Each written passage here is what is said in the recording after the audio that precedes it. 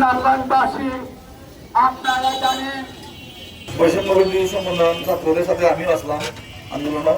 পরে 4 তারিখ সুস্থ সুন্দর আন্দোলনের মাধ্যমে এই ওসি খালেদ নির্মমভাবে তারে ফালায়নভাবে যাওয়ার পরেও তারে দৌড়ে যেভাবে আমরা দেখছি একটা বাসার এরিয়ার মধ্যে ভিতরে ঢুকে গেটের ভিতরে একজন ব্যক্তি তার বাউন্ডারির ভিতরে আইন বিরোধী কাজ করে যেভাবে সে ফালের মধ্যে পুলিশের তাণ্ডব লীলায় ৬০-৭০ জন মানুষ বুলেট টিয়ার শেলে আহত হয়েছে এবং ওসি খালেদ চৌধুরী যেভাবে এই রিপনকে গুলি করেছে, রিপন লুকিয়েও তার পাকে বাঁচাতে করে নাই, সে নিজে রক্ষা করতে পারে নাই তার দেহকে, সে সিএনজির মাঝখানে লুকিয়েছিল। সেই জায়গায় ওসি এবং এসপির নির্দেশে ওসি খালেদের শার্টের কলারে ধরে টেনে হেসড়ে এনে তাক লাগিয়ে পায়ের মাঝে তাকে গুলি করে আজ তার পা ক্ষত বিক্ষত হয়ে গেছে। ওসি এবং খালেদের আইনগতভাবে বিচার আমরা চাই।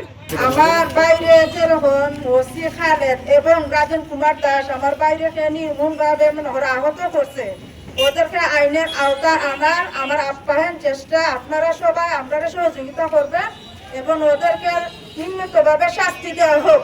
আর আমার বাইরে সুস্থ মনোহরে সবাই মিলে এবং নতুন সরকারের কাছে আমার আবেদন, আমার বাইরে সুচিকিৎসা করা হোক। আমার বাইরে যেরকম পায়ে গুল্লি হয়ে বন্দুক দিয়ে হত্যা করছে বা গুল্লি করছে, পায়ে যেরকম আঘাত পাইছে, জানি না আমার বাইরের পাওটা টিকবো কি না ও টিকবো। আমরা বড় অসহায়ের মাঝে আছি, তার পরিবারের মাঝে কোনো একজন মানুষ উপার্জনকারী নাই, তার আব্বা অসুস্থ। এসপি রাজনের নির্দেশে এবং ওসি খালেদ চৌধুরী রিপনের পায়ে গুলিবিদ্ধ করে এই নির্মম হত্যাকাণ্ডের বিরুদ্ধে তার পায়ের মধ্যে যেভাবে গুলিবিদ্ধ করেছে তার বিরুদ্ধে আমরা তীব্র নিন্দা ও প্রতিবাদ জানাই। এসপি রাজন দাস এবং ওসি খালেদ চৌধুরীর দৃষ্টান্তমূলক শাস্তি দাবি করছে। রিপনের পায়ে গুলিবিদ্ধ করে ক্ষত বিক্ষত করেছে, আমরা চাই তার সুচিকিৎসার দাবি। যে এসপি রাজন ও ওসি খালেদের দৃষ্টান্তমূলক বিচার হোক এবং রিপন মিয়ার যাতে যাবতীয় সরকারি চিকিৎসার ব্যয় সরকার বহন করে।